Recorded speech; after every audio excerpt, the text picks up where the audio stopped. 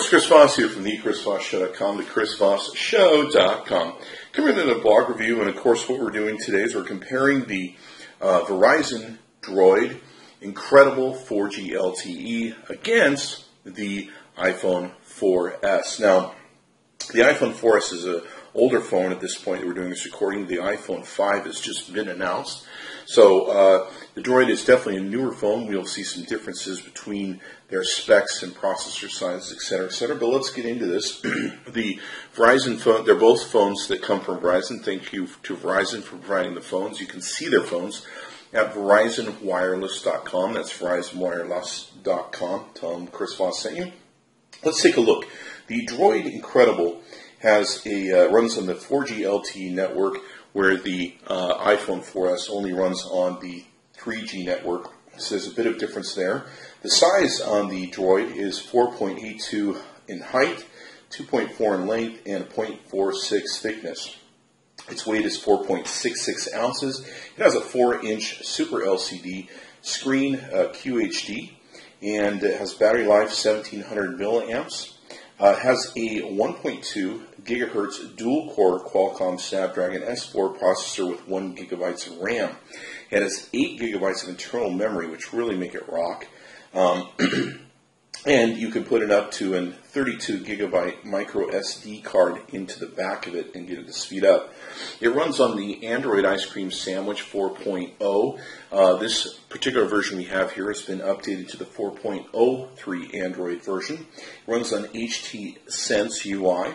And let's see, it has an 8 megapixel rear-facing camera with autofocus LED flash, a VGA front-facing camera, and a 1080p camcorder on the rear. And it has Beats Audio. If you're familiar with Beats Audio, Beats Audio is an enhancement software that enhances the quality of your sound, kind of gives it an equalization, if you will, and also works with the Beats Audio products, headphones, earphones, such as you find on the marketplace. Now, so that pretty much gives us the rundown of the phone. It's a very beautiful looking phone, very nice looking phone. The screen, as you can see there, is a little bit bigger by almost a whole other row of icons than the iPhone 4S. Kind of interesting because the iPhone 5 that was just recently announced is supposed to look very closely similar to this. So we'll see how that comes about once we see that come out.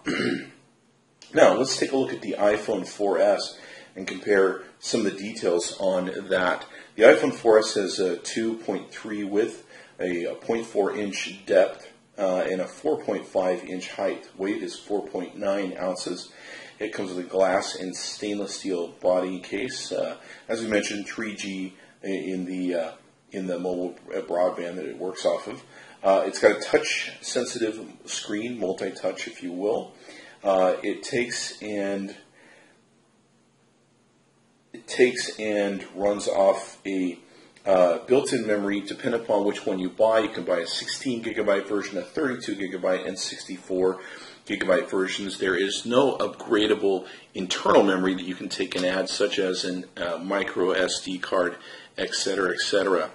It has an 8 megapixel camera on the back. And it has, I believe it's close to a 1 or something around a 1 front-facing camera. It has 1080p, of course, on the back. And then it has Retina display on its screen, which basically means you can't identify the dots on the screen. It's got just what you would see if you were to see through your own eye. It's got 960 by 640 pixels. And let's see, the lithium-ion battery, I think it's about a 17 or 1800. Turns out we don't have that data here, but I do know it from the past that it's about a 17 or 1800. I think it's 1750. So it's comparable on the battery. Now this does have 326 ppi, so it has a very thick sort of viewing process to it. I think that should cover it. You can find both, of course, at VerizonWireless.com. It's VerizonWireless.com. Now, the iPhone 4S is currently running on the 5 iOS. I think it's 5.1.1. system, so they both kind of the latest OS at this point in time. There is the Jelly Bean sandwich that's come out on the Android, but since it's an older phone, has not been made available yet. Don't know if it'll be made available in the future. Now, let's take a look at how they both take and look. Okay, so we can see here with the front of the Verizon Droid, we've got a speaker system up here for calls. We've got a front-facing camera there. And then on the bottom, we have a back button on the far left-hand side there, and then a home button, and then also a recent apps button, recent apps that you may have had open button. On the iPhone, we have a front-facing camera right here, and then we have a small speaker for making calls. On the bottom, we just have a single home button, which takes care of a lot of the activities you do on both devices. They both have a finite swipe through their menus, and of course the iPhone has all of its apps on the front face. You can program your Android to have the same sort of thing. There also is a separate section on the Android that takes you into all of your apps, and you can see those there. Okay, now with the iPhone, you have the ability to create folders and fill it with your icons for your apps. That's pretty much about it when it comes to customizing this screen. You can put in wallpaper into the background to change the wallpaper. With the Android, you have a much more customizable thing that you can do. You can install widgets such as this one. You can see here there's a Google widget there. For search, here's an HTC Watch widget. There's all sorts of different widgets that you can take and add into the system and configure. You can see here's another widget. You can of course create folders on the device. Also, you can see here's a people favorites widget. There's all sorts of different stuff that you can do on here. So it's much more customizable what you have on this product than what you would have otherwise. You also have the ability to control screens, add panels, remove panels, and everything else to take and customize the product as you would like to take and do. So you have that ability much more so on the Droid Android system as opposed to the iOS. Many people do like the widget system, being able to pick out different widgets to be able to put onto pages and decide what they want to have on those pages for them. So you can see here some of the widgets that we have available on the device, and different widgets you can choose from. You don't have any of that sort of availability with the iOS. So a lot of people, that makes a difference for them. Let's take a look at notification menus. They both have pull-down notification menus.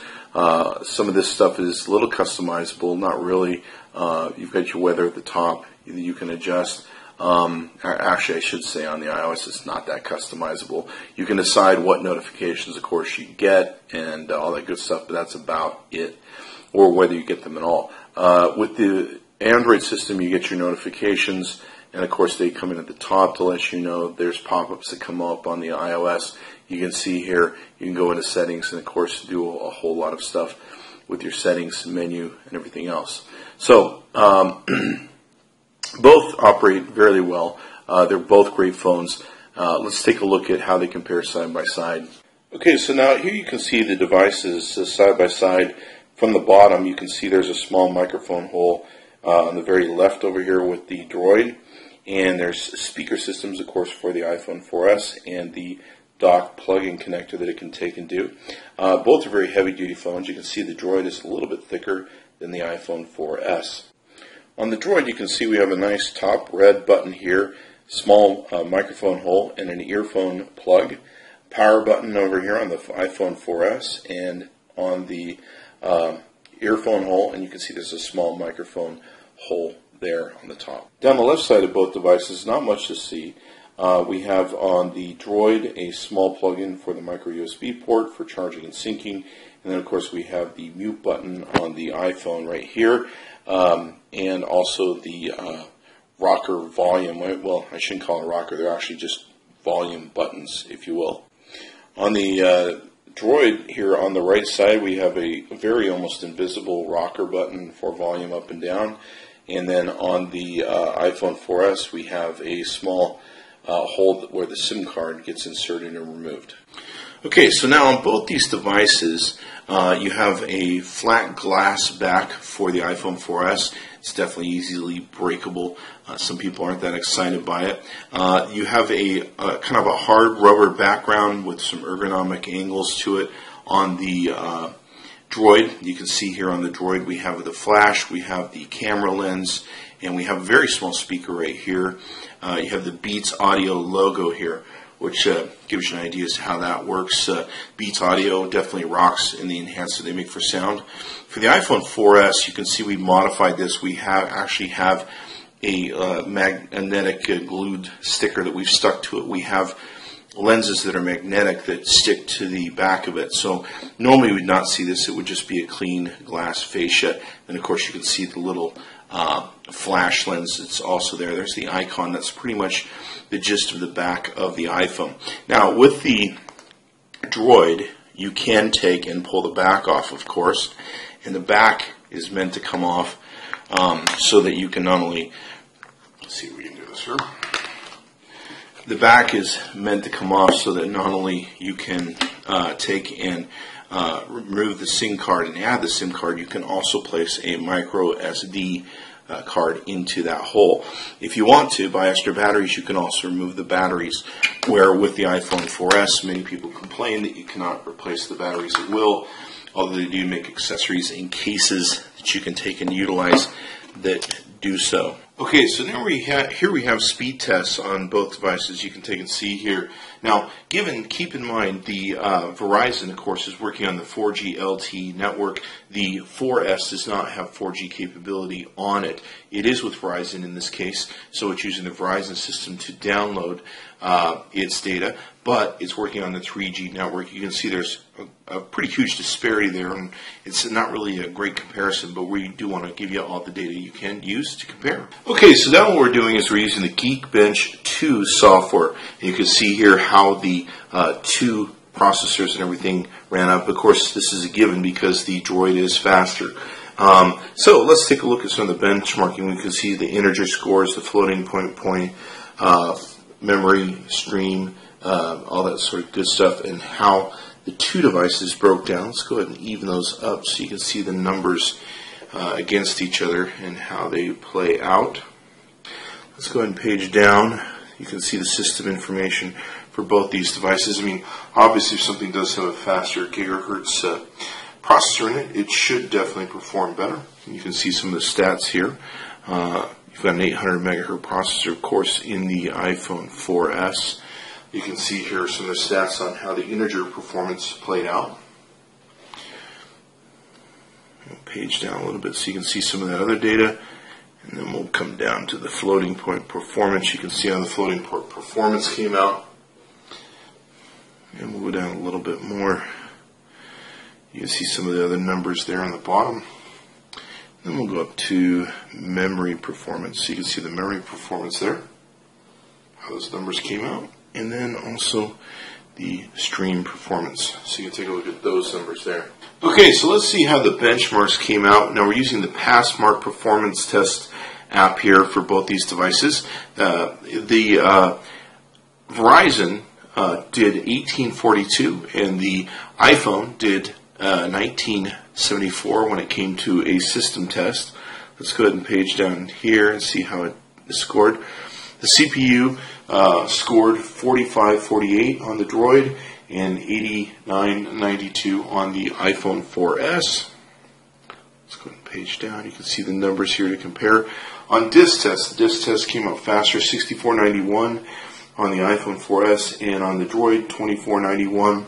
You can also see the memory test, 2227 for the Droid, 2113 for the memory test in the iPhone. Let's page down here. This is our 2D graphic test. You can see the Droid actually did very well on the test of that, whereas conversely on the 3D graphics test, the iPhone 4S outperformed it, most likely because of the iPhone 4S's high density screen that takes and uses it performed better because it's putting out the retina graphics, if you will. Okay, so here you can see we're doing a test. We're doing a Skype call using Wi-Fi. This is a localized Wi-Fi. And you can see here the video comes out really well. across on my iPad 3 that we're receiving the video on. So it's got a great front-facing camera. It plays really good detail on the feedback that's coming from the other device. So you can see here it performs very well in face-to-face Skype and calls that you might make with video in your front-facing camera. It does a really good job. Okay, so now what we're doing is we're testing the camera, the front-facing camera, with a Skype video call, and in this case we are using the T-Mobile network. So we're using not a localized Wi-Fi as we were before, but we're using the T-Mobile network, and you can see here the feed comes out. You can almost see it the same coming out across our system that we're using here. So it plays the video that's coming from a source very well and portrays it very well over here. So you can see here the front-facing camera does a great job. Alright, so what we're looking at here, this is a video call that we're taking and doing to test out the front-facing camera, so you can see how well I'm coming out. Now this is being done on the AT&T 3G network, and not on a local Wi-Fi, so you can see the results that we're getting from that as this feeds in, and you can see they come through fairly well on the AT&T network. We'll switch over to Wi-Fi here. Okay, so now here's an example of where we're using this on the localized Wi-Fi. So we're getting a little bit better picture for what it's worth. But this is a localized Wi-Fi picture where we're running on the Wi-Fi between both the iPad 3 and also the iPhone 4S. So you can see how that comes out. Okay, now, so this has pretty much your standard Android operating system, especially the 4.03 or HTC software. If you've taken and seen it, you have the ability to control, of course, up here your flash and all that good stuff. The indicator light's not coming on because they have the battery low. You have your settings button that you can take and hit. You have access to your camera, front, back, self-timer, image resolution changes you want to make, video quality, of course, you can adjust up and down, the review duration of image adjustments that you want to take and make to the quality of the image. You can adjust exposure and all that good stuff. Let's take a look at a few others. Let's see, ISO, white balance. The real nice thing about the Android line, of course, you have a whole lot more customization of the camera than you do with other OSs. Camera options here, you can see autofocus, face detection, smile, capture camera, all that sort of good stuff. Let's take a look at, you've got auto upload if you want to take and do this. Camera interface where you've got grid, shutter, different video options you may have for video stabilization, different camera options. I think we covered that. So you have all that available to you there.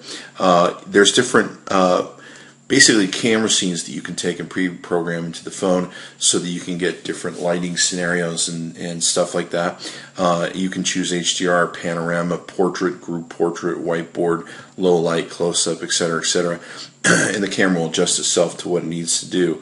You've got a zoom here, in and out, and then you also have the feature of where you have the ability to add different effects. Now, the great thing about these effects is they'll show up real time in the camera so that you can get an idea as to how the effects will look when you do your shot.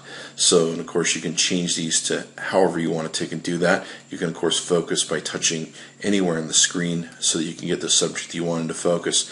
You also have a shutter button for your camera and then a video button which activates your video. Let's take a look at some of the camera shots that we did. Okay, so now let's take a look at the camera shots that we got out of the HTC camera. It seems to be compliant with a lot of the different rear cameras that we see in the HTC product line, especially the HTC One product line. You can see here it takes great sharp photos, great detail, all that good stuff. One thing we have noticed, like I mentioned with the HTC cameras, is the ones of late have kind of jacked up the yellow, blues, and greens in the photos. You can see a picture here, and we use this as a way to show you what happens in certain environments. You can see here, and this is much more defined on the actual camera itself, it's coming through very differently, but the greens come through very thick on here, and of course the floor looks very yellow when this is actually more of a brown color. Now we find that with most of the HTC One phones they do that, and the reason that we presume that they do that is because it makes your photos you take in other environments much more brighter. The images pop with yellow, blues, greens popping out. The challenge is when you get into an environment like this, where it's dominated by yellows, blues, and greens, it tends to overrun the camera. So this is one of the reasons that we use this as a test. You can see it's got great detail on the floor.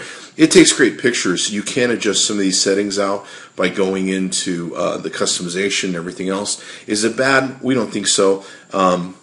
But definitely you want to be aware of it when you go into a yellow, blue, and green environment. Here, once again, the video, and this is another thing that kind of surprised me on the video. The aperture area that it takes video, it wasn't as wide as some of the other areas that we've seen with other cameras. But it still takes great video, and there's no problem there. You can still see great detail in the shot. Here's a low light shot, and it performed really well with the low light shot and flash shots. Very impressive. This will take a second to kick into gear with the lamp, but you can see here it does a great darken low light shot. You can see the image very well. It doesn't have any problem getting it light up and being able to see detail. Same thing with the flash. It takes a great flash photo. You can see here very well in detail. Now this is a flash in low light, I should say, where we're taking it, and this is almost a darkened image here. You can see great detail on the bike, everything else. This is a great shot for a low light shot. Colors come in really rich, so it performs really well in low light, which was very impressive, and it performs in normal light just as well. So we really like the camera. Very impressive. HTC is building a good one. Okay, so let's take a look at the camera on the iPhone 4S. Now, the one thing aspect about it is it's not as customizable as the Android system. You don't have as many features, bells and whistles as you saw earlier that you can take and do. Options-wise, you can choose between a grid and HDR shooting. You can also choose between auto on and off for your flash and your lamp. You can choose between a front-facing camera and a back-facing camera. Very simple here. Of course, you got to switch to both video and taking and doing a photograph. You got your photograph button here to take and make that happen, and that's pretty much it. There's an edit button I'll show you here in a second once you go into photo mode, but it doesn't have like the ISO and exposure and all those sort of different things that it comes with on the Android. Now, here's a picture of my floor. You can see it here. It comes out very well on the Apple iPhone. It is a little bit brighter in its photo than what my actual floor looks like, but it comes out in spectacular detail and looks really good. Here's a low light situation where we're taking a picture with the low lamp. We're taking a flash photo, if you will, and you can see here the colors pop pretty well, and they come out pretty fine from what we can see. Never had too much problem with low light situations. It handles it very well. Here's a video of a low light situation that we're in. It takes fairly good pictures in low light. You can see here some of the results we're getting in a dark situation where we're using the lamp to take and light everything up. So you can see a video of a low lamp situation here. Here's another. Now let's take a look at the camera. You can see here the video camera for the iPhone 4S. It takes pictures a little bit brighter than the normal color of my floor that you can see here, but you can get a good idea of it. Okay, so you get a good idea of the camera, how it works. Now when you do have a photo and you want to make it look better, you can go into edit mode on here, and you can take and enhance it with some color. You can also eliminate red eye. You can crop it if you so choose, and you can also rotate the photo if you didn't shoot it in the right format of landscape or portrait. So you have those abilities to do that. You also have the ability to take and send it to Apple TV if you want to take and preview your photos on your Apple TV, which is one element you can't do with Android. But there is definitely a lot less customization for the photography element of the iPhone. Besides that, it does take really good photographs. In fact, probably the best I've seen out of all the Android series. The iPhone 4S, for me, takes the best photographs. And usually when I take my Android friends and I put them side by side and we go shoot stuff, the iPhone 4S wins and they're kind of blown away. So for me, the camera is the best camera on the market when it comes down to it. We'll see what happens with the new phones that are coming out. Okay, folks, so there you have it. Comparison between the Droid and the iPhone 4S. You can decide for yourself which phone is better for you. Both are great rocking phones. They both feel very solid in their build. They both have a good, strong weight to them. They both have a really good speed and everything else. After that, it's really up to you on which phone you feel is the better phone for you. So be sure to check back often in our other comparison reviews. Be sure to subscribe to other channels so that you can get the reviews of what we did. Thank you to Verizon Mobile for providing the phones for us. Be sure to check out our website, verizonwireless.com. That's verizonwireless.com. I'm Chris Voss. Chris Voss tested, Chris Voss approved. Be sure to check back daily.